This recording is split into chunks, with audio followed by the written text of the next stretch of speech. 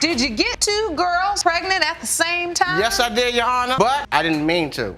But at the same time, she did call me a clown. I won't respect your court, but she looking like one. Like for real. David Noel was the guy on my birth certificate. Find the address on him, gave him the story, and he told me absolutely not. I only reproduce boys. I have 5 boys. I don't have girls. Everybody's had an argument where they said something they regret or they shouldn't say, or say something to hurt someone. But when we say things like that, you can't unring that bell. Once you ring it, it's rung. Yes. The courtroom brims with suspense as Jerome rolls out the dramatic intro. This is the case of Brown versus Stewart. Jerome, the court officer, cues up the stage for a high-stakes paternity and custody battle involving Mr. Brown and Miss Stewart. You won't believe the twists and turns this case takes. Hello, Your Honor. Hello. This is a case of Brown versus Stewart. Thank you, Jerome. Good day, everyone. Mr. Brown, just 2.5 months ago, it was revealed that your 18-month-old son, Colby, may not be your biological child, even though you currently have full custody. Yes, Your Honor. Mr. Brown steps up, already looking like he's been through the emotional ringer. Mr. Brown, just 2.5 months ago, it was revealed that your 18-month-old son, Colby, may not be your biological child, despite you having full custody. Oh man, you can almost hear the collective gasp from the crowd. Grab your popcorn, this is getting good. To prove that you are Colby's father, because you fear if you are not, you will lose him for good. Miss Stewart, you admit you kept the secret from Mr. Brown, but claim the truth is the truth. And the fact is, you were secretly cheating on him, and you appear in court today to prove that the other man is the father. So, Mr. Brown, tell us what's at stake for you today. Things get even spicier as Miss Stewart stands her ground. She's 100% sure Mr. Brown isn't the father, talking big about her efforts to provide for Colby. I've been working my butt off every day. Hold on to your hats. Mr. Brown is about to throw a curveball. My house is a more stable home for him. It's a place where he's taken care of, and I know it's the better thing for him. So, Miss Stewart, you're saying that you know for certain that he's not Mr. Brown's biological child. I'm 100% sure he's not the father. And you understand what's at stake, though. You understand that Mr. Brown is saying he has a healthy, happy upbringing in his home. I know he's with me and when he's gonna be happy and healthy.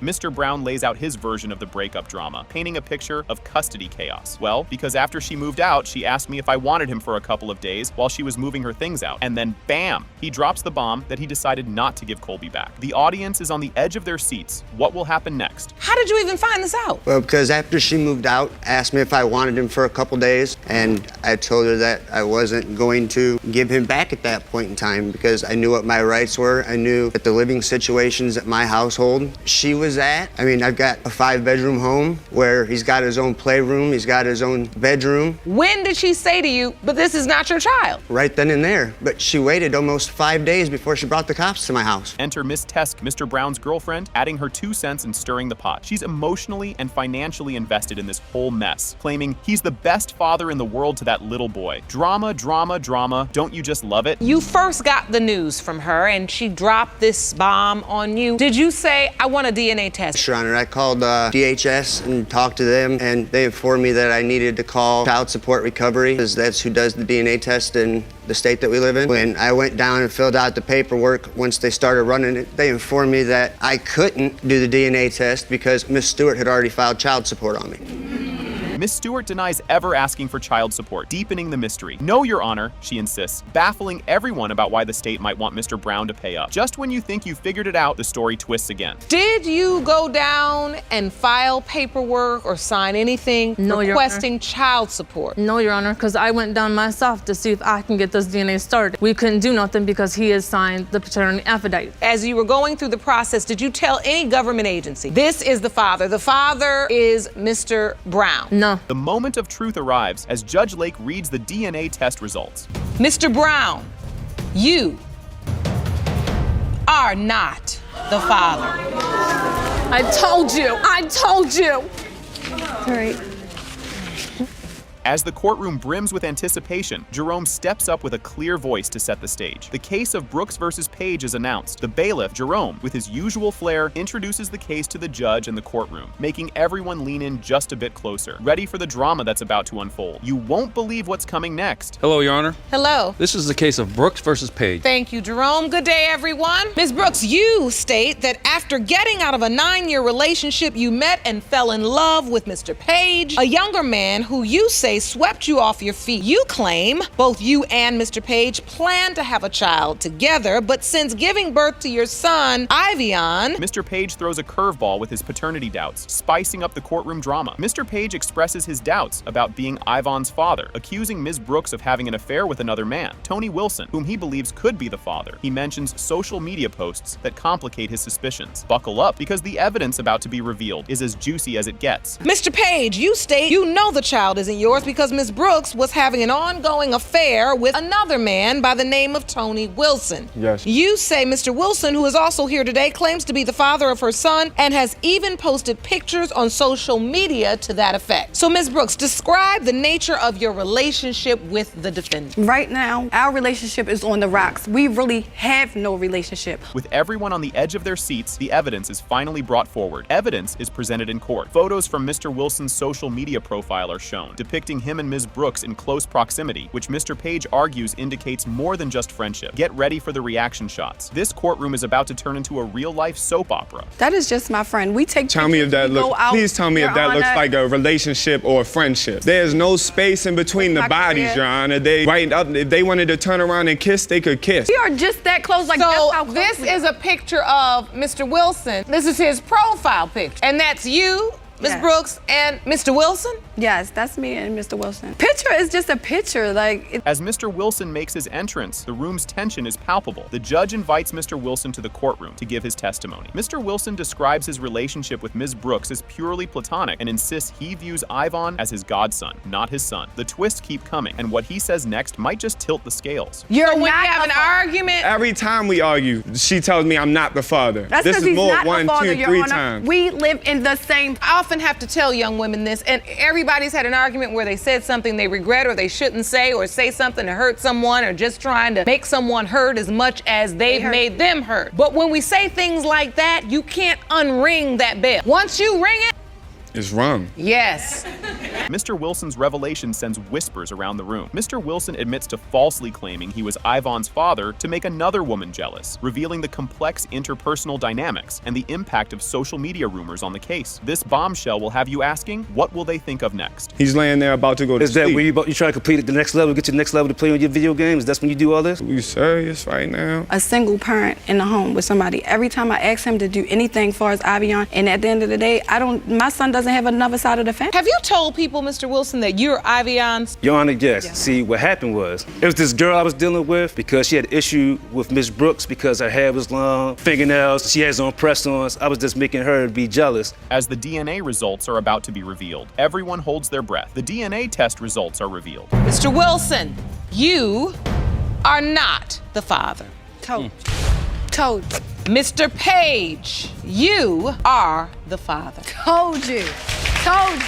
Since that I had to go through all of this just to prove that. All of this. No sense that you with somebody who keep lying on you. You That keep don't make lying. no sense. Kicking things off with a bang, Ms. Haysbert steps up to the plate, suing Mr. Howard for a paternity test for their bouncing baby boy, Ricardo Jr. She's all about getting some financial support, which she says has been non-existent. The judge tunes in, ready to unravel this messy yarn. Things are just heating up, folks. Ms. Haysbert, you are suing the father of your 6-month-old son for a paternity test. You Yes. claim the defendant, Mr. Howard, has never financially supported baby Ricardo Jr. You also state that he once led you to believe that he wanted to marry you and even asked you to have his baby. Hold on to your hats. Ms. Haysbert drops a bombshell that Mr. Howard has another child, just 2 weeks older than Ricardo Jr. The courtroom buzzes with whispers and gasps as she spills the beans on Mr. Howard's ghosting act once she was pregnant. Buckle up, this roller coaster is just getting started. You say he abandoned you and has since fathered another baby who is only 2 weeks older than your child. Yes, Your Honor. Mr. Howard, you argue that Ms. Haysbert told you that Ricardo Jr. was not your son and therefore is not your responsibility. You are countersuing for $1,000 in damages. You won't believe this backstory. From office buddies to more than friends, Ms. Haysbert outlines their evolution amidst laughter from the audience. The judge steps in, urging civility as she recounts their slide from professional to personal. Mr. Howard's side of the story is up next, and you bet it's juicy. I met this clown at the Washington Redskins Stadium. One second, let's use respectful language. language. We were co-workers, and then after that, we became friends. It was to the point, like, when something was wrong, he came to me. We started having sex, and we got drunk. So, yeah, we got drunk and had sex, and that's how I conceived my son. Got drunk and had sex? After that, like, I knew he had a girlfriend, and, you know, I didn't mind because we were just friends. Then it came to the point where he told me when she was pregnant and she had a miscarriage. Just when you thought it couldn't get crazier, Mr. Howard admits to his double daddy duties, but pleads a sort of adorable cluelessness about how it all happened. The crowd can't help but react to this sitcom-worthy confession. And yes, the plot thickens even more from here. Did you get 2 girls pregnant at the same time? Yes, I did, Your Honor, but I didn't mean to. I can really say, but at the same time, she did call me a clown. I want to respect your court, but she looking like one, like for real. Let's be respectful. I am being respectful, because but she can't talk. That's what you person are making commentary about is yourself, because you just admitted that you slept with her, so it was obviously something about you wanted this. So Tensions hit a new high as Ms. Haysbert confronts Mr. Howard with alleged lovey-dovey texts that contradict his courtroom demeanor. She's not just throwing shade, she's throwing the whole tree. Watch as they dive into the nitty-gritty of love, lies, and baby supplies. Next up, the drama around a family heirloom takes center stage. After he says that he would step up to the plate, you're saying he actually denied your son. He did. He want to play around since he want to act like he my dad. Tell me something, let's go get Dana, let's go to the clinic to see who the baby is. He told me he loved me, he don't want to lose me. You hand me that? So that he loved me. You used to always say till death do us part when he gave me that ring. I didn't give you nothing, you stole it. You stole it. You was a liar.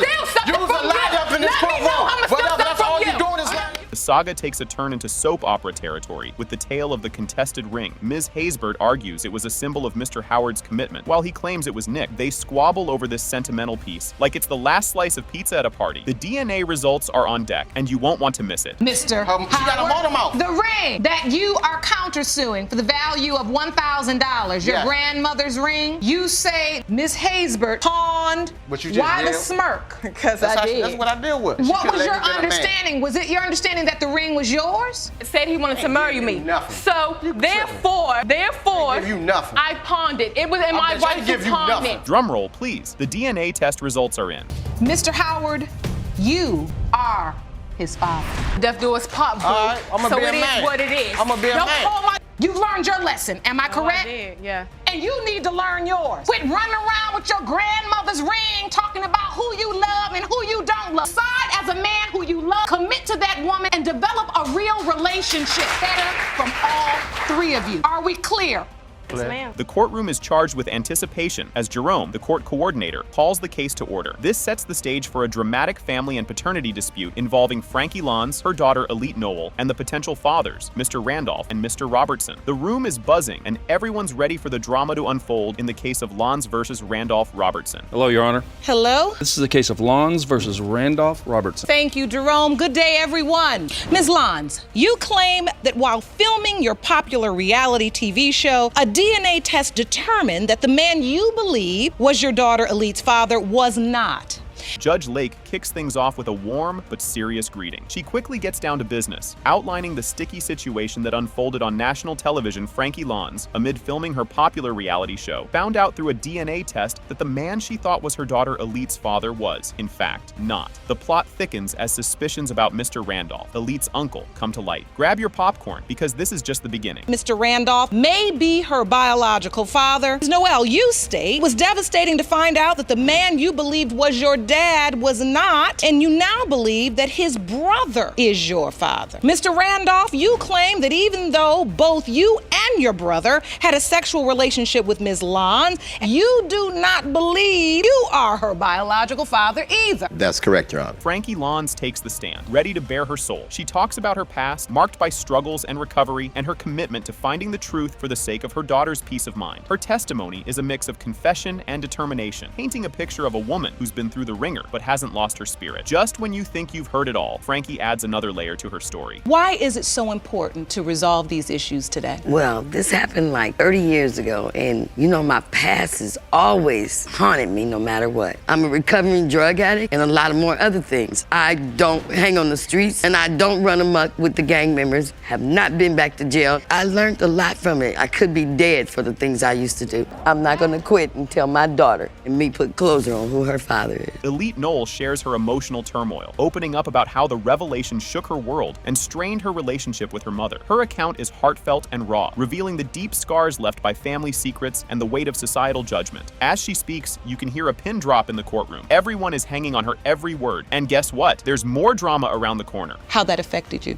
I mean, I felt as if I should have never had tried to even take that step. I closed up with my mom. I also closed up with Vic, which is the guy that originally we, tested. And I'm not gonna lie, it's a bitter thing for me. I used to hide the story, you know what I mean? I didn't want anybody to, like I said, I didn't want to judge my mom, but I didn't want to be judged for it. A curveball comes flying in when Mr. Randolph expresses shock about the paternity doubts aired on the reality show. He claims he was out of the loop, sparking a flurry of whispers and side-eyes in the courtroom. This revelation spins the case into new territory, with miscommunications and missed connections, adding to the confusion. Keep watching, because this tangle is about to get even knottier. And that you could. No. You never were made aware of that. No, until some people called me from around the country and said, Frankie said on national television that their uncle could be her father. At that point, did you reach out to Ms. Lons? Did you reach out to Ms. Noel? Why didn't you contact me? Hold on, let's talk one at a time. I tried to reach Frankie, but was unsuccessful in doing so. So you did try to reach out to Ms. Lons? Elite dives into the story of her 18th birthday revelation, a day that brought more surprises than she bargained for. The man listed as her father on the birth certificate outright denied paternity, claiming a strict boys-only policy in his gene pool. Frankie, in her typical no-filter style, explains the mix-up with a hint of sarcasm and a shrug. The courtroom is on the edge of its seats as the layers of this family drama continue to unfold. Did you ever see your birth certificate? Were you able to look at it and see who that person was? Well, yeah, about 18 years old, my adopted mother felt that I was old enough. David Noel was the guy on my birth certificate. I had an address on him. I knocked on the door and I gave him the story, and he told me absolutely not. I only reproduce boys. I have 5 boys and I don't have girls. Mr. Randolph takes a trip down memory lane, reminiscing about the wild days with his dance group and their popularity that attracted a slew of groupies, including Ms. Lons. His candid recount of their boogalooing and roboting days adds a lighter note to the proceedings, though the implications are anything but light. Fasten your seatbelts, because we're diving deeper into this soap opera. I'm part of a dance group called the Black Resurgence, internationally known for boogaloo and robot and strut. Her sister, one of the members of our group, her other sister, another member of the group, her and my brother and their friend and I